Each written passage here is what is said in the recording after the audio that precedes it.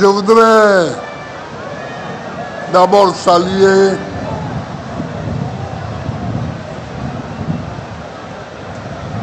le SDF, le parti de mon ami et frère John Froudi qui nous a quittés, mais qui est représenté ici aujourd'hui par Joshua aussi. Voilà. Merci d'être là. Merci.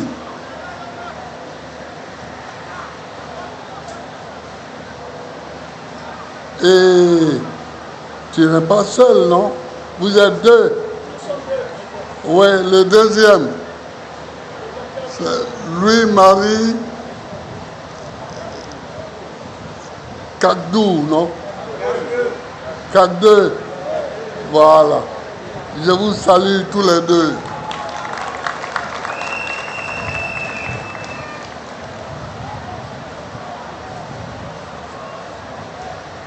Je voudrais saluer aussi Sylvain Bouma du Burkina Faso. Voilà. Et puis, notre représentant au Bénin,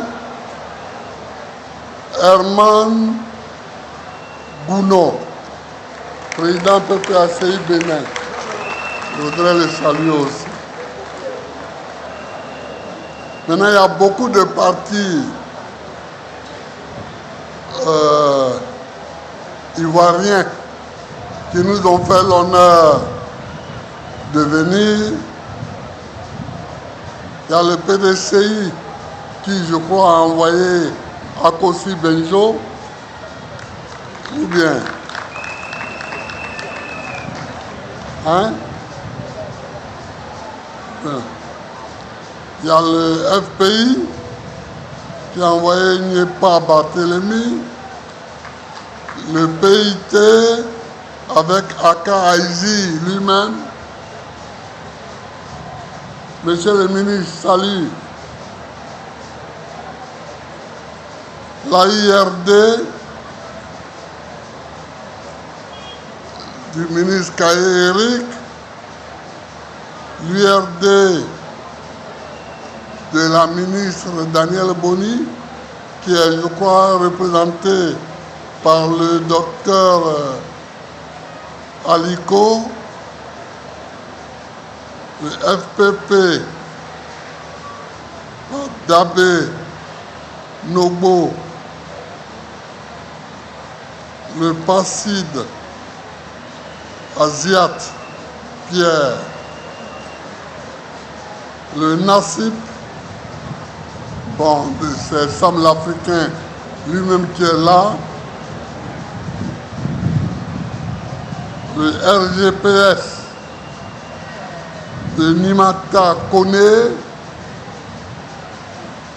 le RGPS, c'est le GPS qui est représenté par Nimata Kone, la coalition ANSI,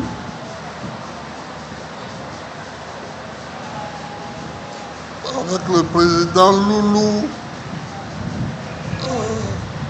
Loulou Yoro. Chers amis, nous sommes à Dabou.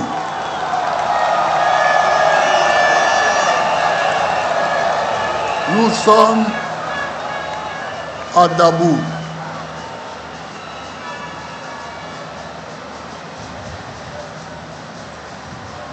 Le 12 avril, c'est-à-dire le lendemain du 11.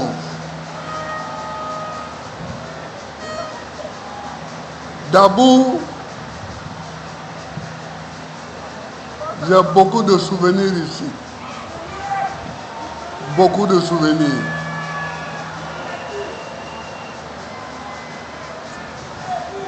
D'abord, mon père a fait l'école ici. Mon père. Lui, il était dans la même classe que celui qui deviendra plus tard l'abbé Daniel, puis Monseigneur Eni. Il était dans la même classe que celui qui deviendra plus tard Monseigneur Kokora. Ils avaient comme grand frère le cardinal Yago, mais qui était loin. Et mon père a quitté l'école à Dabou en 1932. 32. Il a quitté l'école au CE2. Ça, c'est le premier souvenir que j'ai de Dabou, parce que mon père m'en parlait souvent. Ensuite, Dabou, c'est Dabou. C'est à Dabou qu'en 1988, nous avons fait le congrès clandestin pour créer le premier parti d'opposition en Côte d'Ivoire, le RPI.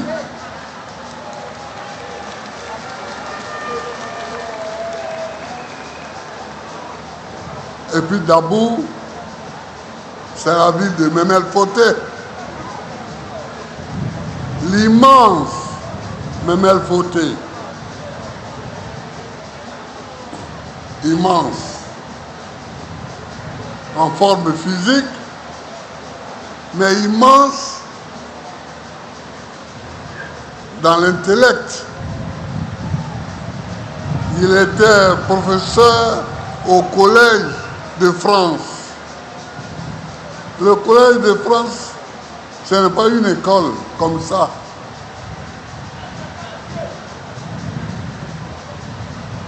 C'est une école où vont tous les professeurs d'université pour suivre un enseignement complémentaire. Et Memel Foté m'avait fait l'honneur de m'inviter à son cours inaugural au Collège de France à Paris. Donc voilà Dabou.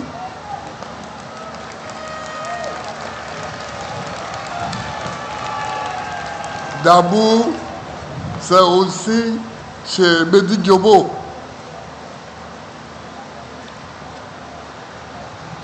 Un copain de lycée. Donc, voilà Dabou. Mais aujourd'hui,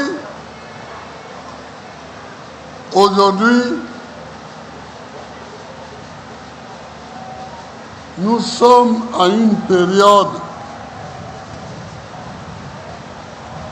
où il y a l'élection présidentielle qui arrive dans 6 mois et en même temps où il y a la commission électorale indépendante qui boite. Elle boite.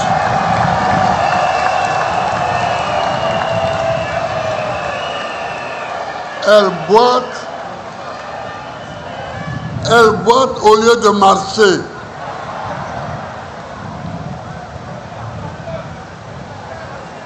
Mais nous savons déjà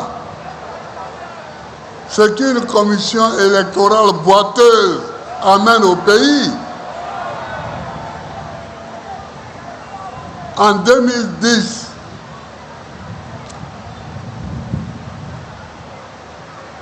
la commission électorale était dirigée par l'opposition.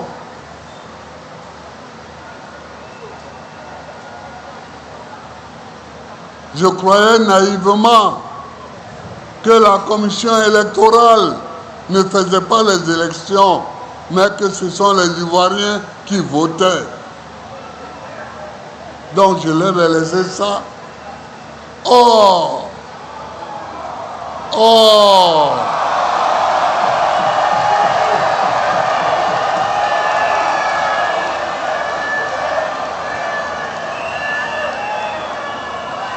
je me trompais.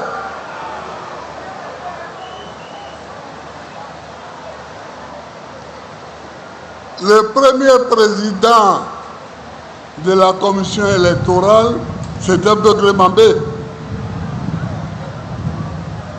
Begré Mambé, qui est aujourd'hui Premier ministre, de qui vous savez.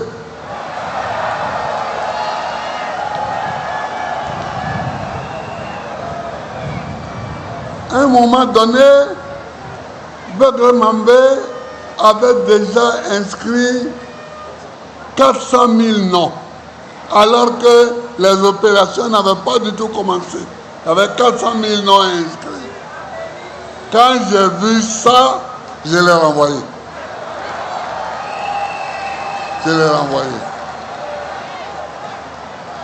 Et j'ai demandé qu'on me propose un autre. On m'a proposé Youssouf Bakayoko.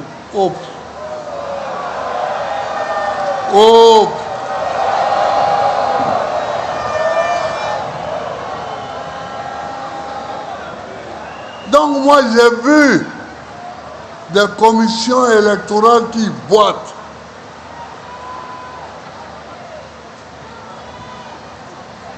Je ne peux plus accepter une commission électorale qui rampe.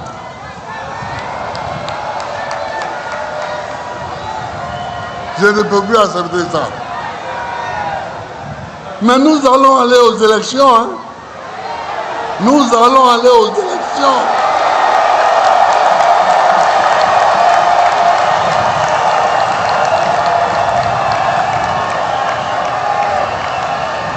Parce que ceux qui croient que, bon, on va les fatiguer et puis ils vont se fâcher pour dire on ne va pas aux élections. Là. Et allez leur dire qu'ils se trompent.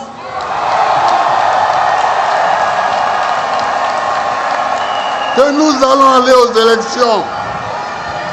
Et nous allons gagner l'élection.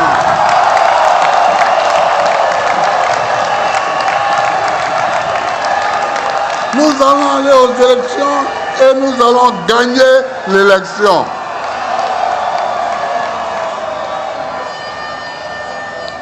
Il n'y a pas de découragement. Quand vous voyez une commission électorale qui boite, il faut la combattre. Il faut la combattre. Il faut la combattre jusqu'à ce que son pied soit redressé.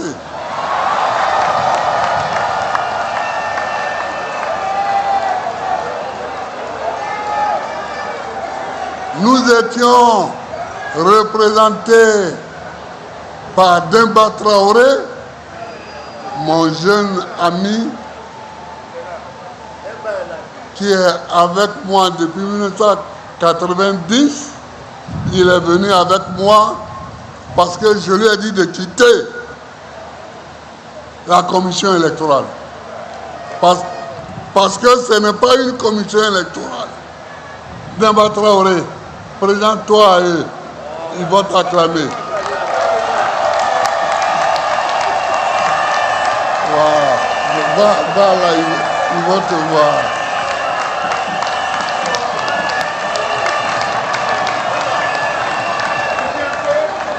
Merci.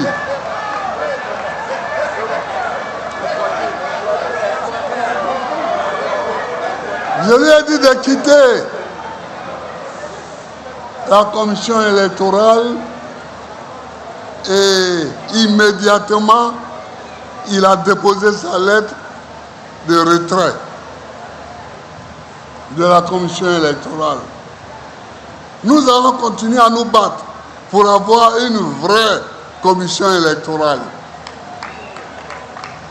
Je suis heureux que, après avoir publié notre décision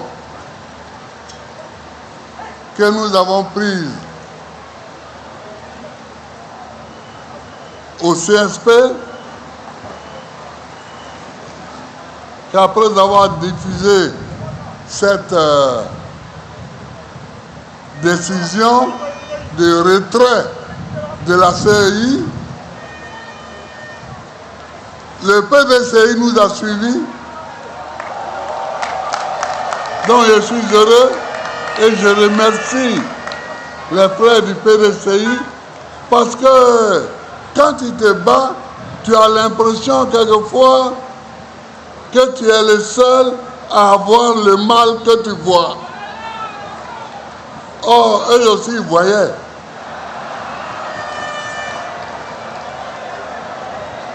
Akosi Benjo remercie ton parti de nous avoir emboîté le pas. J'ai vu d'autres déclarations, la déclaration de Daniel Boni, etc. Et j'ai vu que tout le monde parlait maintenant de cette décision. C'est bien. C'est bien, mais ça ne suffit pas.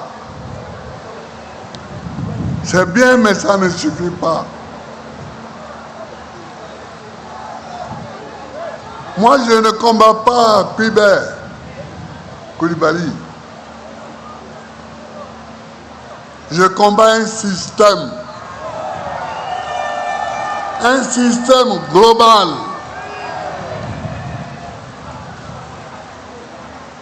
Un système qui fait que l'élection, même en Afrique, est considérée comme un instrument pour que certains pays étrangers placent leurs hommes à la tête de nos États. Je ne veux pas. Moi, je ne veux pas de ça.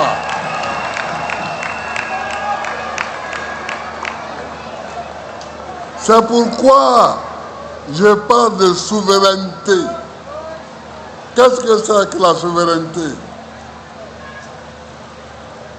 Quand on est souverain, on prend soi-même les décisions qui nous concernent.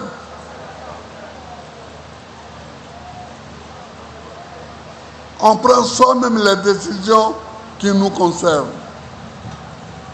Donc, on prend soi-même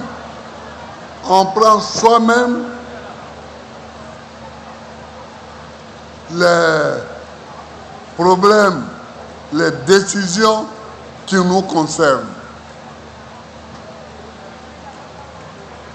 Comment? Pour puiser dans l'histoire.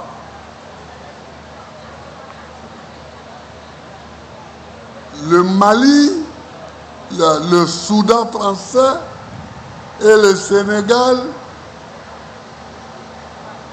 et la Haute-Volta ont décidé de créer la Fédération du Mali.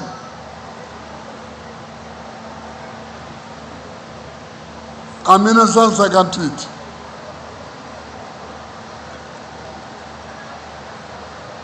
Il y a eu des tractations à Paris.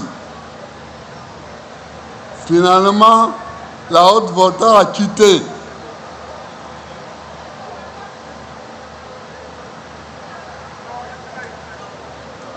Sont restés le Sénégal et le Soudan français.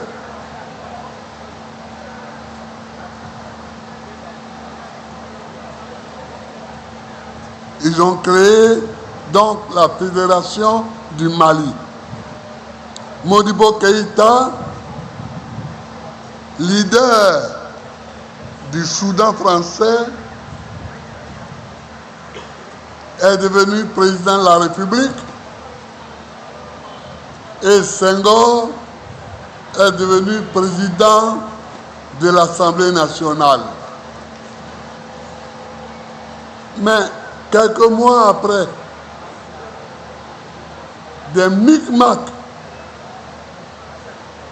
parisiens ont fait que les Sénégalais ont mis Modibo Keïta dans le train pour qu'il parte chez lui à Bamako.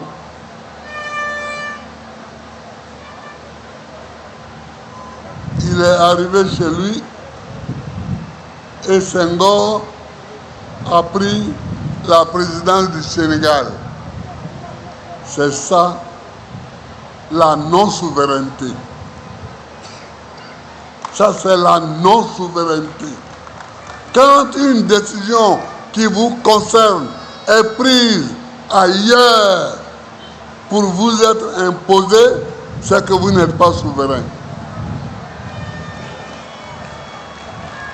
C'est que vous n'êtes pas souverain. Et je suis pour que les Africains soient souverains. C'est-à-dire pour qu'ils décident eux-mêmes ce qu'ils veulent faire pour leur pays.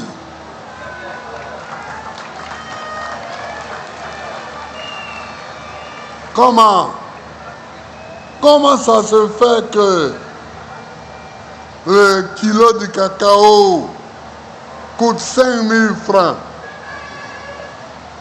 au Cameroun et aujourd'hui 2 000 francs à Abidjan, en Côte d'Ivoire? Comment? N'est-ce pas le même marché? N'est-ce pas le même marché? C'est le même marché. Mais il y a un pays qui est plus souverain que l'autre. C'est qu'il y a un pays qui est plus souverain qu'un autre. Et que ça ne gêne pas de donner, que ça ne gêne pas de donner 5 000 francs par kilo aux paysans, alors que dans l'autre, on lui dit, hey, attention, hein, tu as trop de dettes, donc il faut voir. Tu as trop de dettes, donc il faut voir. Si tu peux faire, je retiens 2, 3, comme ça, tu vas nous donner un peu ici. Mais ce n'est pas la souveraineté. Et je ne suis pas pour ça. Et je ne suis pas pour ça.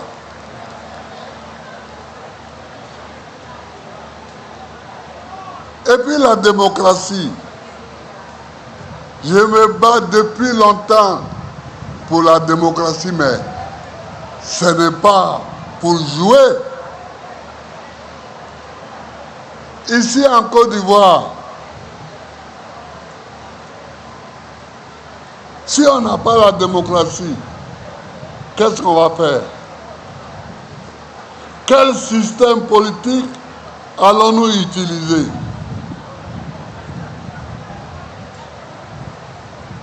Les Agnis ont des rois.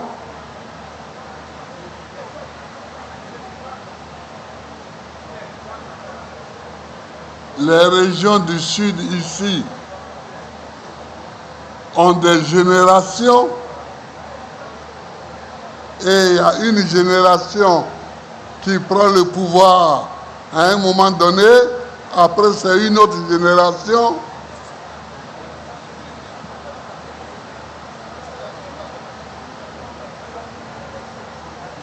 Les lobbies sont nomades, donc eux, ils n'ont pas de système assis.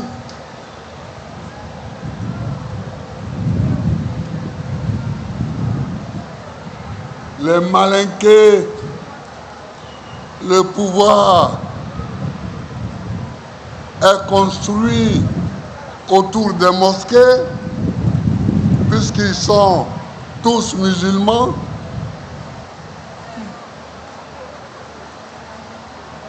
Et puis il y a les crews, où il n'y a pas de pouvoir centralisé. Alors on va prendre quel modèle?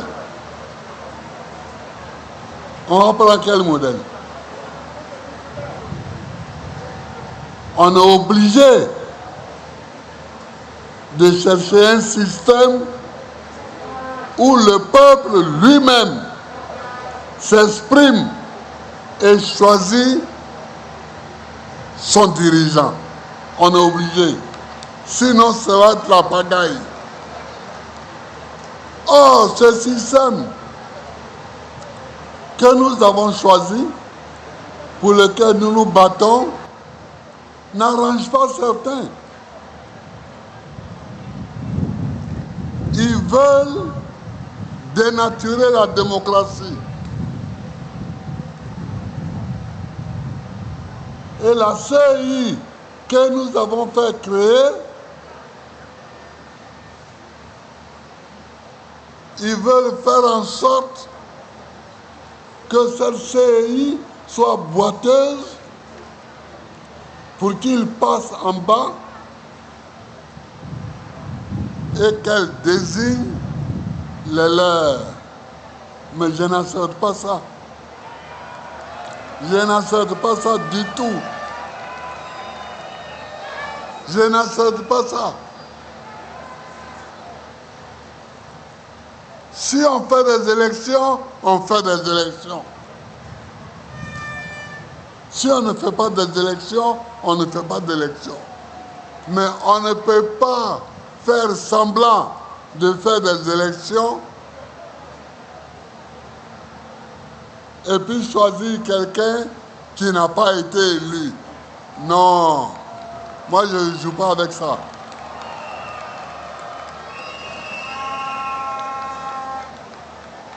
On ne joue pas avec ça. La démocratie est, ou bien elle n'est pas.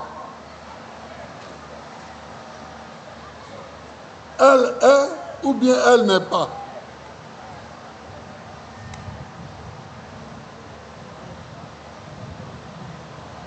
Chers amis,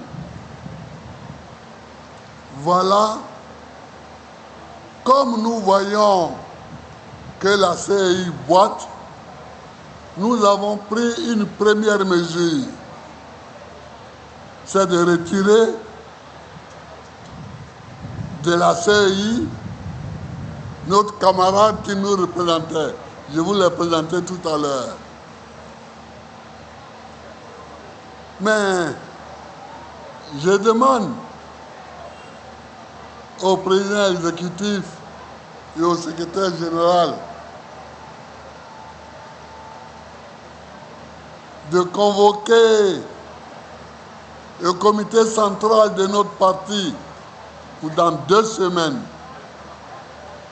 pour qu'on étudie toutes les farces de la CEI et que les ayant étudiés, nous prenions des décisions. Donc, vous qui êtes à Dabou aujourd'hui, vous qui êtes dans toutes les bases, vous qui êtes dans toutes les sections, soyez attentifs. Soyez attentifs. D'ici 2 semaines, nous allons tenir un comité central et ce comité central va prendre des décisions que nous allons vous diffuser. Ce comité central va prendre des décisions qu'il faudra appliquer parce que nous voulons aller aux élections. Et ceux qui ne veulent pas aller aux élections, bon, ils n'ont qu'à quitter. Ils n'ont qu'à nous laisser aller aux élections. Ils n'ont qu'à nous laisser. Mais nous allons aller aux élections. S'ils sont fatigués, qu'ils aillent s'asseoir. S'ils sont fatigués, qu'ils aillent s'asseoir. S'ils sont fatigués, qu'ils aillent s'asseoir.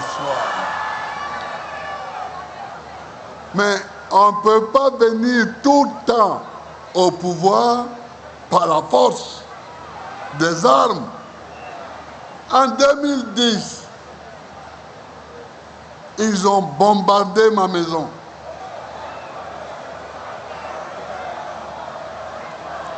Ils ont bombardé ma maison pour pouvoir arriver au pouvoir. Hein.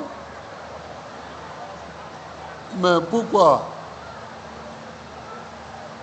Vous, pour arriver au pouvoir, il vous faut toujours faire la guerre.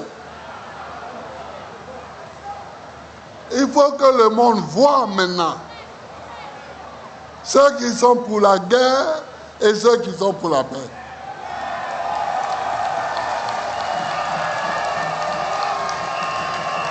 Il faut que le monde voit aujourd'hui ceux qui sont pour la guerre et qui ne viennent au pouvoir que dans la guerre et ceux qui sont pour la paix qui ne viennent au pouvoir que dans la paix.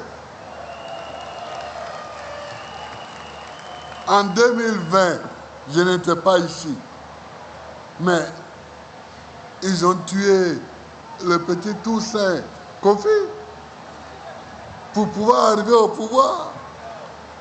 Pourquoi?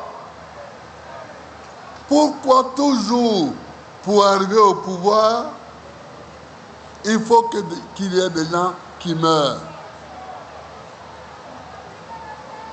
Pour que vous arriviez au pouvoir, il faut toujours des gens qui meurent. Je ne suis pas d'accord avec ça. Je ne suis pas d'accord avec ça.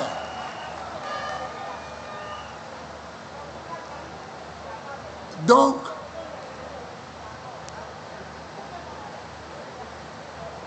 tenez-vous prêts. Le comité central va prendre des décisions et vous aurez les mots d'ordre qu'il faut.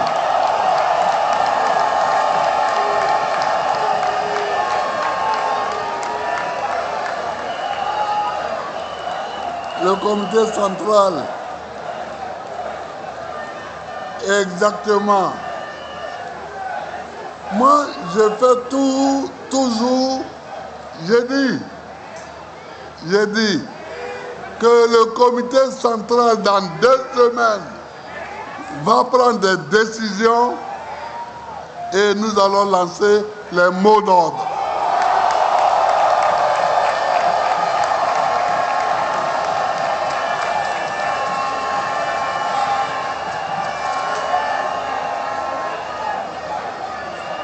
Puisque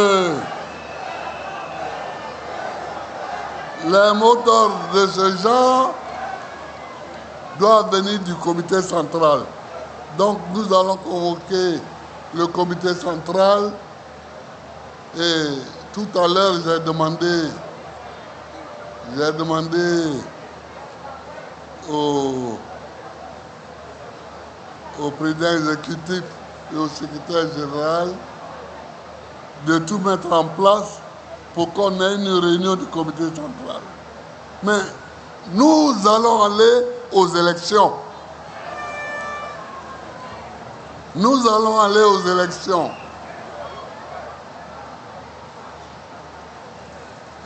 Et nous allons gagner l'élection.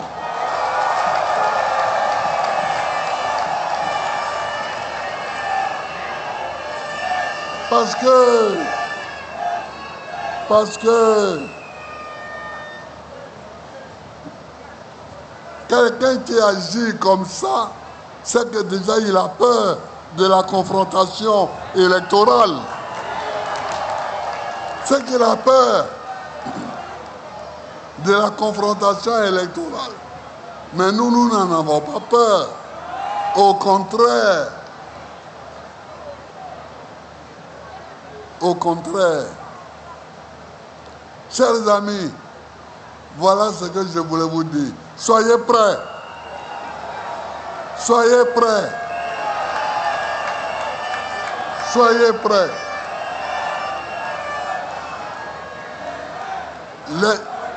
Merci. Merci.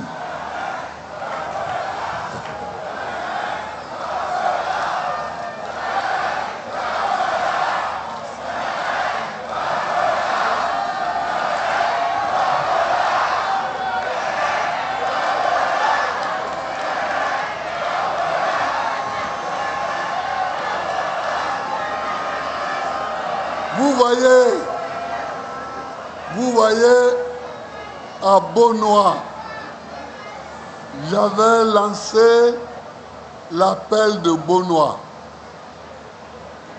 pour dire que tous ceux qui souhaitaient que ce régime s'en aille,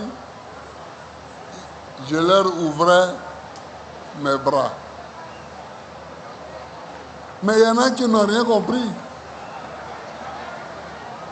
Il y en a qui n'ont rien compris. Il y en a qui croient que j'en appelais à une coalition de partis. Non.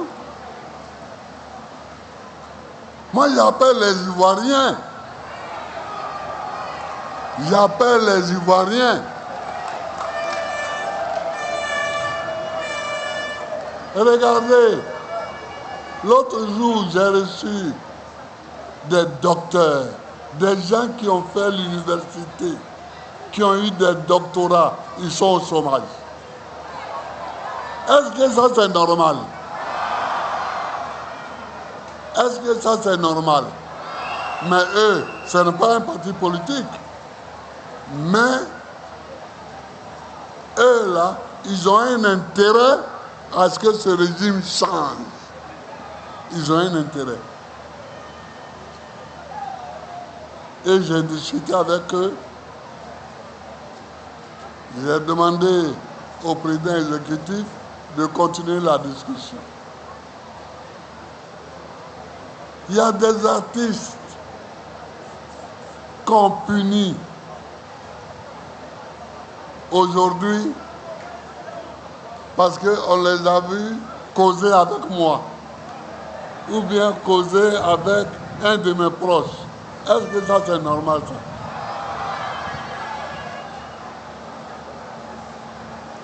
Moi, quand j'étais président, je recevais même les artistes qui étaient leurs amis. Parce que c'est des artistes de la Côte d'Ivoire.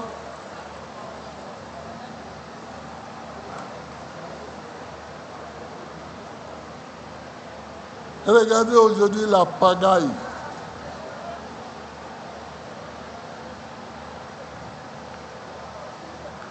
Les enseignants sont en grève.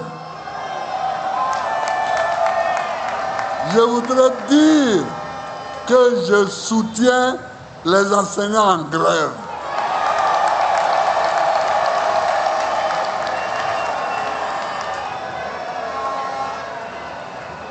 Pour la simple raison que l'État veut les combattre.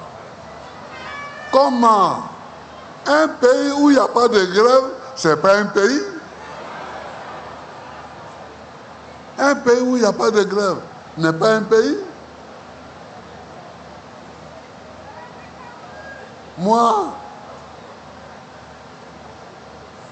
j'ai vu plusieurs grèves.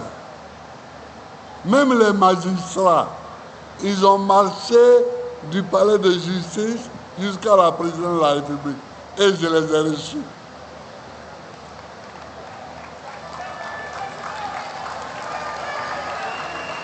Mais quand tu es sûr de toi et que tu ne caches rien, tu reçois des gens qui sont mécontents. Et puis ils te disent pourquoi ils sont mécontents. Et si tu peux régler leurs problèmes, tu le règles. Si tu ne peux pas régler aussi, tu leur expliques pourquoi tu ne peux pas régler.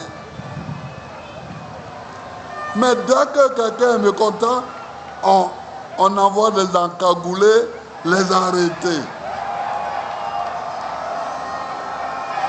Et on envoie les encagoulés les arrêter devant leur famille, devant leurs enfants, devant leurs épouses. Et regardez-moi ça. Regardez Bawa. On l'a arrêté, sa femme est morte après. On l'a arrêté devant sa femme, elle est morte. Gala Kolebi. C'est Biko le Mauritanien. Lui, il est en prison, on ne sait même plus ce qu'il devient. La prison n'est pas la solution à tous les problèmes de la Côte d'Ivoire. La prison n'est pas la solution aux problèmes.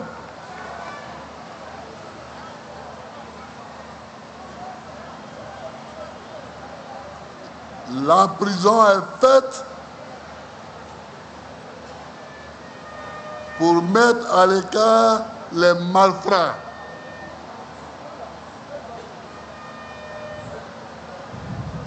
Donc, chers camarades, je vous remercie d'être venus nombreux. Je